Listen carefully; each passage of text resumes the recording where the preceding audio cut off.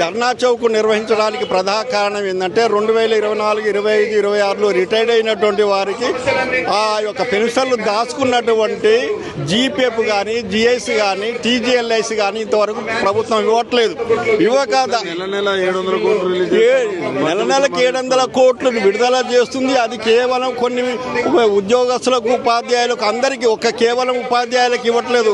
ప్రభుత్వంలో ఉన్నటువంటి అన్ని రకాల ఉపాధ్యాయులకు, తర్వాత ఉద్యోగస్తులకు, అందరికీ అన్ని డిపార్ట్మెంట్ల వాళ్ళకి విడుదల చేస్తున్నారు. కేవలం పెన్షన్ల కోసం విడుదల చేయటం లేదు. ఎట్లా ఉంది? 2 సంవత్సరాలు అవుతుంది మీరు రిటైర్డ్ అయ్యి, మీ బెనిఫిట్స్ మీకు రాకపోవడం వల్ల ఇంటి పరిస్థితి ఎట్లా ఉంది? హెల్త్ పరిస్థితి నాది బాగా. నేను 2016లో రిటైర్డ్ అయ్యాను. నా పరిస్థితి బాగానే ఉంది. 2024, 25, 26లో రిటైర్డ్ అయినటువంటి వాళ్ళు ఇప్పటికి దాదాపుగా 57 మంది ఆత్మ బలిదానాలు చేసుకున్నారు. ఆ ఆత్మ బలిదానాలకు కారణం ప్రభుత్వ ఆత్మహత్యలుగానే, ప్రభుత్వం యొక్క హత్యలుగానే మేము భావిస్తున్నాం.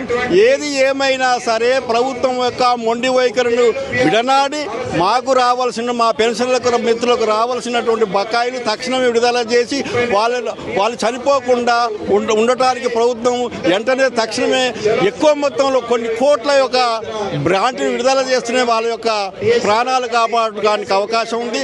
మాము దాచుకున్నటువంటి సరెండర్ లీవ్ కానీ, జీపీఎఫ్ కానీ, జిఎస్ కానీ, టీజీఎల్ఐసి కానీ ఇవ్వక ఆదాని అంబానీలకు మోస్తున్నటువంటి ప్రభుత్వం, కేంద్ర ప్రభుత్వం అట్టే ఉంది, ఇటు రాష్ట్ర ప్రభుత్వం అట్టే ఉంది.